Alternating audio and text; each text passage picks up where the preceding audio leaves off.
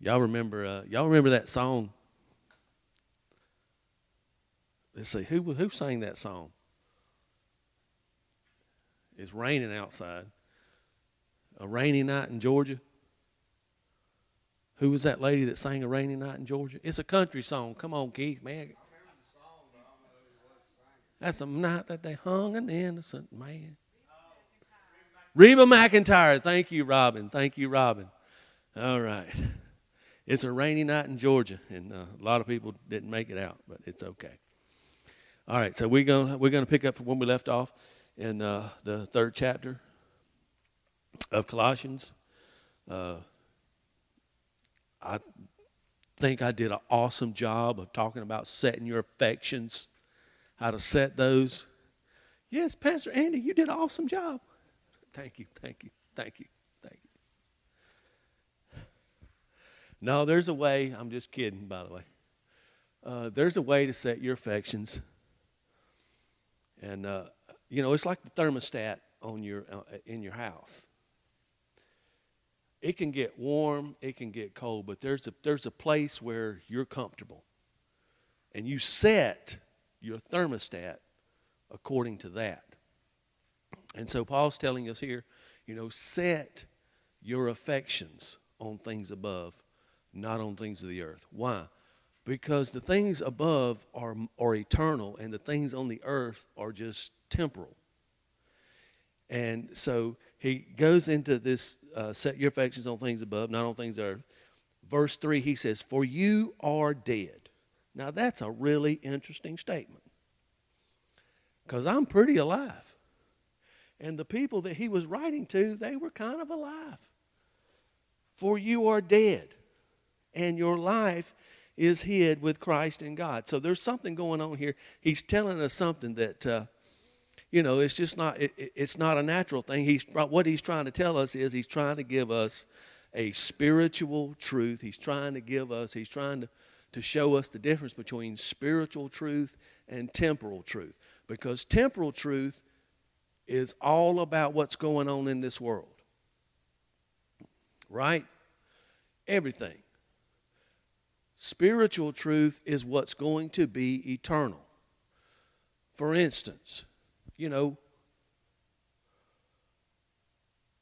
Keith just couldn't get over how great the Super Bowl halftime show was with Rihanna.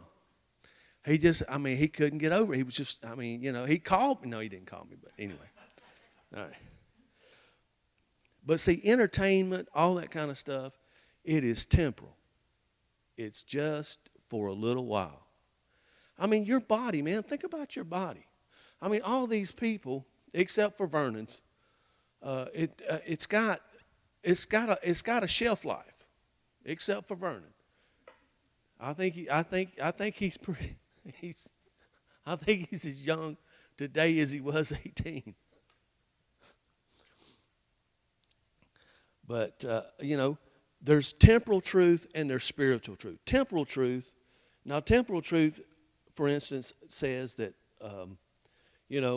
COVID's out there, all these different kind of diseases and things like that. They're out there, and therefore, I've got to do all this stuff to take care of myself, and you should take care of yourself. That's not what I'm saying. You should take care of yourself. But at the same time, there is a spiritual truth. And basically that spiritual truth says that the Spirit is life because of righteousness. That's in Romans chapter 8.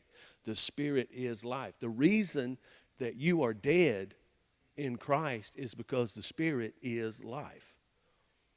And so what Paul is trying, he's trying to relate to us a spiritual truth about how that we are alive in Christ Jesus, and our old man is dead. Therefore, you're dead, for you are dead, and your life. So you're dead. You're gone. Well, that sounds bad.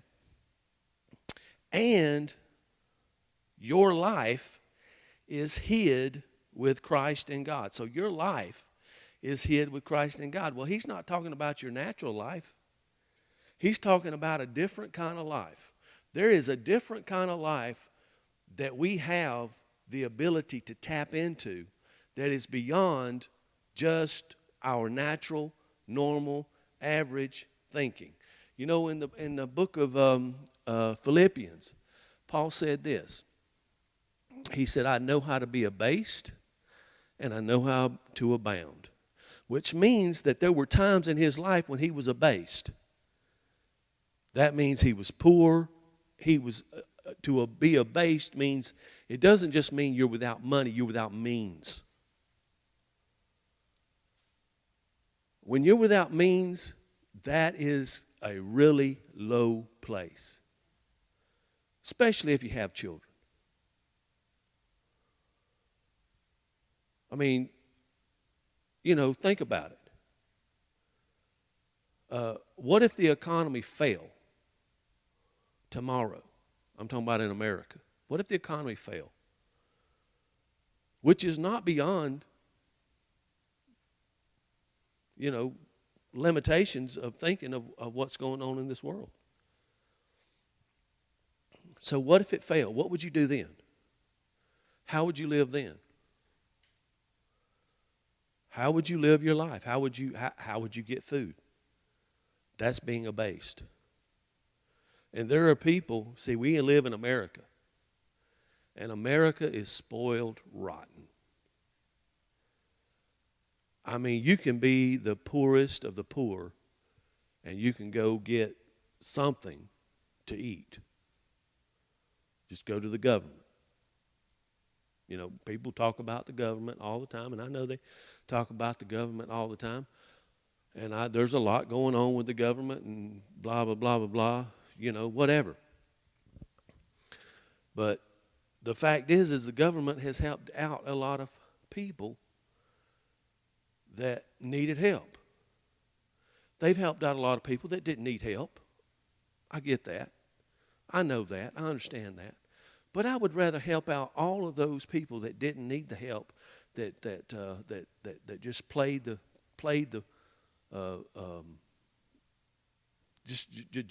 system and worked the programs. I would rather help those out to get to those few, because those few are the ones. It's always the few. Jesus, the Old Testament said he has a remnant. A remnant is not a lot. A remnant is a few. And let's go ahead and read, because I'm running out of time, and maybe we'll get to this. You're dead. So, hey, dead man. And your life is hid with Christ in God. When Christ... Now, in my Bible, it's got who is. That's in italics. It means it was added by the translators to try to help us understand what he's talking about. But whenever I see italicized words, I try to read it without the italics in it. So when Christ, our life, shall appear, then shall ye also appear with him in glory. So when Christ, our life, what is our life? Christ. Now, we've already talked about Christ in you, the hope of glory, how that he gave you a plan, he gave you a pattern, he gave you everything. When Christ, our life, shall appear, what is he meaning? What is he saying? What he is saying is if the more we follow God, the more that our life, our real life, our spiritual life, because he's already told us we're dead, our life shall appear with him, also with him in glory. Verse 5. Mortify. Now, he just told you that we're all dead. How's it going, Lou? Just take your time, man. Yes, sir. I think they were behind me, so. Yeah. we're brothers, and that's just it's a brotherly love kind of thing. It says, mortify therefore your members which are on the earth. All right, first of all, Paul says you are dead, and your life is hid with Christ in God. Now, Louis, if you don't understand this, it's because you hadn't been here, and you need to be here to get the whole revelation of it. So I'm going to give you a synopsis, all right? All right. Christ in you, the hope of glory. Look, Christ in you, the hope of glory, is when Jesus ascended on high, he gave gifts unto men. He administrated everything. And when that happened, when you were born again, that's the key.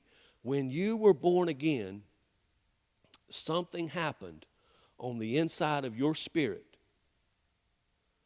You are not, spiritually speaking, you are not your mother and father's son or daughter anymore. That's why we're called the children of God.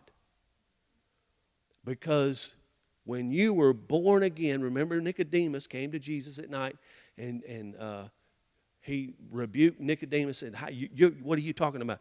You're a teacher in Israel and you don't know this?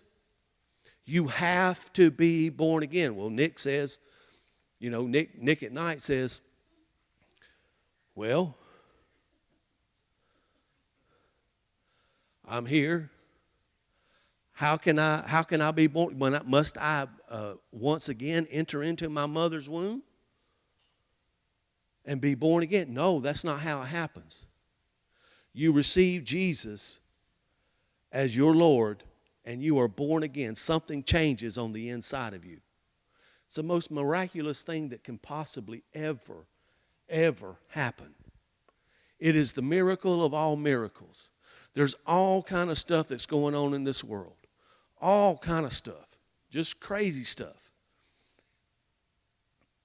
But you can't fix that stuff with law. God gave the law in the Old Testament and he couldn't fix it. If God couldn't fix it, what makes us think we can fix it? So the reason that we have law is to curb sin. To curb people that are out here acting like a fool. Murdering and stealing and breaking and looting and all this kind of stuff. And then you have this other group of people over here. They say, well, if it's not that much money, then we'll just let them steal it. Yeah, and basically what's happening is those businesses can't sustain that type of thievery, and so they have to move out, and now the neighborhood is going further and further and further and further and further down. So he says mortify. You know what mortify means? It means put to death. If I were building a wall, a brick wall. Now, since I'm building it, would be a pretty big wall. It would be really, wouldn't it, Keith? It would be, wouldn't it? And I would start and I would put the bricks down, and I just wouldn't stack the bricks on top of each other. I would put something in between them called mortar. And what mortar does is mortar keeps that brick from moving. That's why anytime you don't just have a brick house.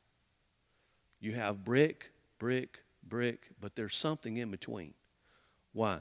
Because there has to be something that stabilizes that. And when Paul says, for you are dead and your life is hid with Christ in God, if you want your life in God to appear, you've got to put to death those things that are moving around and still attached to the world, still attached to your old way of thinking, still attached to your selfishness, still attached to your insecurity, still attached to all of those things. You can be a great Christian and still have insecurity, have feelings, and you can just be going along through life, and then somebody comes up and says something to you, and then all of a sudden you just think that person hates me. They don't like me. They're after me. They want to destroy me. And they didn't think anything like that. It was your insecurity. That's the reason why he says mortify. So all right, so let's take the insecurity block. We're going to stick it right there. We're going to put some mortar around it. And then we're going to put the selfishness block right next to it. And we're going to put some mortar around that. It's not that it's not still there. But when the opportunity comes for you to give into it, it can't move because it's locked in with mortar. And that's what Paul is saying. Mortify. Mortify your flesh. Mortify your members which are upon the earth. Did y'all get that? Did that make any sense? Mortify therefore your members which are upon the earth: fornication, uncleanness, inordinate affection, evil concupiscence. Man.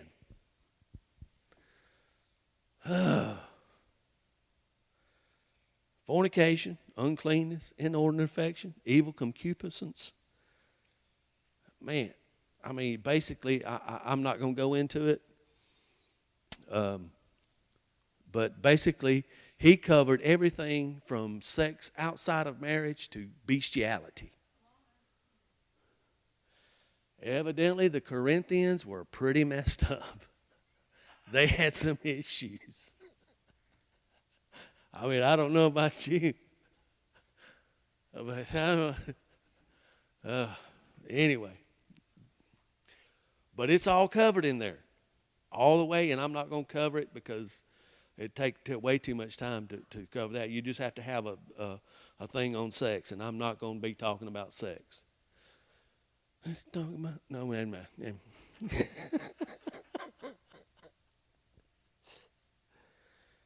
Inordinate affection, evil concupiscence, and covetousness. Now he puts that right there at the end. And covetousness, which is idolatry. So, you know, the Bible says you shall have no other God before me. How many times have we looked at what somebody has and we coveted what they had?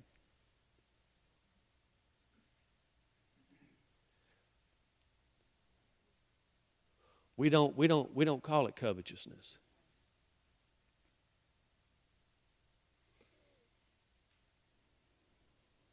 And it happens at every level.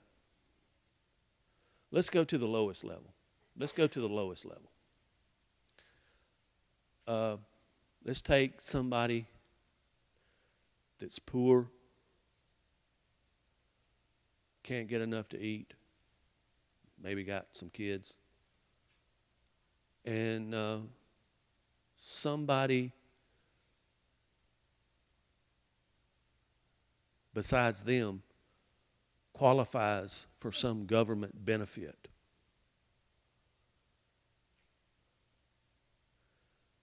You're more worthy of that than they are. However, they get it, and you're angry because they get it and you can't. That's covetousness, which is idolatry. See, as far as you can get away from God,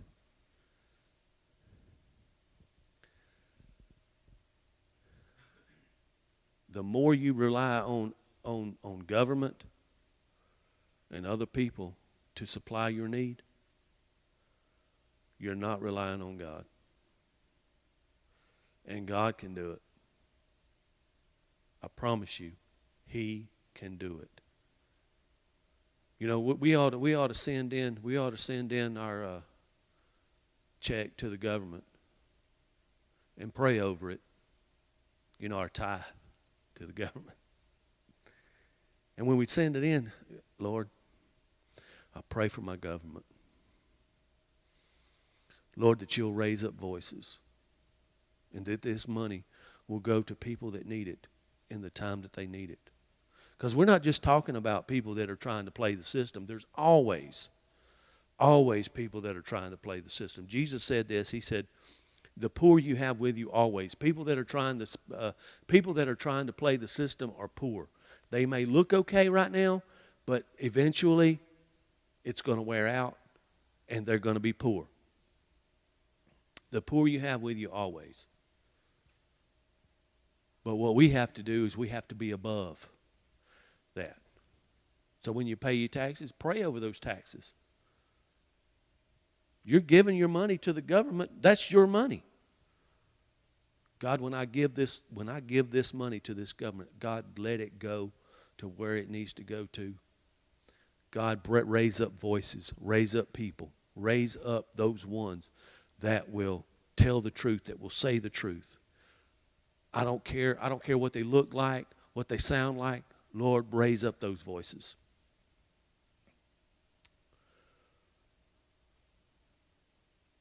Covetousness is an easy thing to get into because you just look at what other people have.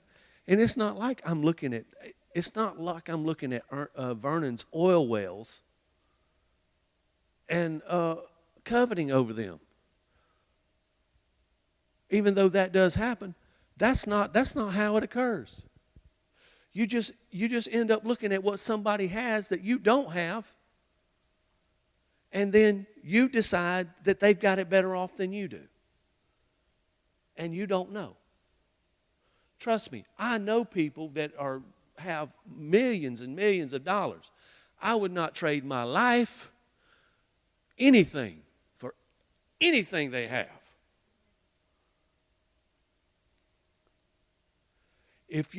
Paul said, I know how to be abased and I know how to abound. You have to realize the difference between times and seasons. And though you may have a season right now where you don't have a whole lot, Paul did too. If Paul's going to have them, you're going to have them. But now you've also got to realize there's going to be seasons of abounding as well. But you got to know how to deal with both of them. In the times of abounding, you've got to learn to put back money, put back whatever you got to do. Prepare. I'm not just talking about money. I'm talking about, get some land. Prepare yourself for the lean times. Because there will always be lean times. It doesn't matter if you're in Russia, China, America, wherever you are. There's going to be lean times. Especially with how up and down our government is. We pick a new leader every 4 to 8 years. That's very unstable. It is. It's very unstable. And so it just depends on who's in the office at the time. That it's very unstable. So you can't put your trust in the government. All right. Let's keep going. I got 3 minutes. For which things sake the wrath of God cometh upon the children of disobedience. See, we're not the children of disobedience. We are the children of obedience. We are the children of obedience because we got a new nature. The reason we're the children of obedience is because we got born again and we got all the blessings that Jesus had, and Jesus obeyed perfectly. Not that we do. Just ask my wife. I don't obey perfectly all the time. But we got the benefit of that. Verse 7, in which you also walked sometime, See, we all used to walk in this. There's no need to get down on people that used to walk the same way we walked. That's not. The world comes at you and says, look down on this person, look down on this person, look down on this person, look down on this person. And that's not what God does. There's light and darkness. And once you become born again, you're in Jesus. See, your life is hid with Christ in God. And when Christ, your life appears, it doesn't mean that just because you're born again, it's going to happen. You've got to put some work in it. You've got to put some time, some effort. You got to seek God. You got to pray. You got to read the Word. You've got to fast. You got to pray. You got to do all that stuff. It's not the easiest thing, but that's called mortifying, so that your flesh doesn't get to move. And when everybody else is falling apart, if you do that, when everybody else is falling apart, you've got something stable, and you just don't move.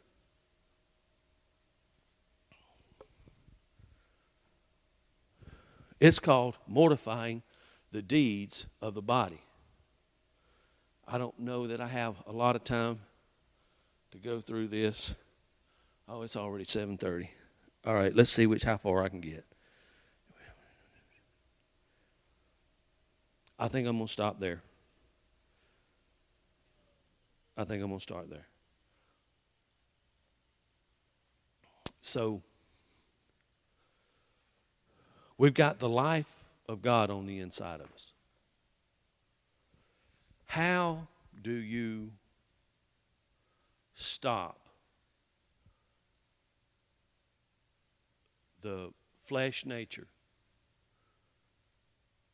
from running rampant in your life? You mortify it.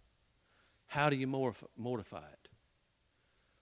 You mortify it by stopping what the flesh does. You stop it. The way you stop it is through praying in tongues, fasting. When you're praying in tongues, you're building your spirit up. Your spirit's being built up. Not your mind, not your emotions, none of that. You're building your spirit man up. But when you kick in fasting, you start tearing your flesh man down. And eventually what's going to happen, now it doesn't feel good. I'm just going to go ahead and tell you. You're not, when people walk up, how you doing today? Blessed and highly favored. Sometimes I want to slap. No, not sometimes, many times, often.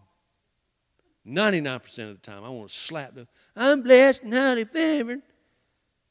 Slap some sense into you. You're lying. Your life's a wreck. Anyway. Well, I'm blessed and highly favored. No, I tell you what your problem is. Your problem is you don't read the Word.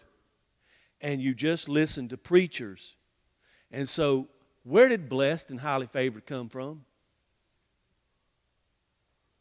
Some preacher somewhere said something. Oh, God's going to bless you. I'm telling you what, I'm going to tell you right now, there is a day, there is a time that God's going to bless you. I'm telling you what, you are highly favored. God is going to bless you.